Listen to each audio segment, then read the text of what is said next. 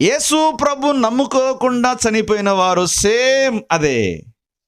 వారి శరీరాన్ని ఏం చేస్తాం అట్లాగే పాతి పెడతాం.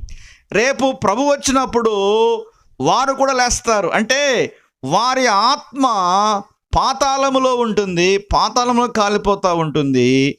రేపు వారు కూడా, వారి ఆత్మలు కూడా వస్తాయి.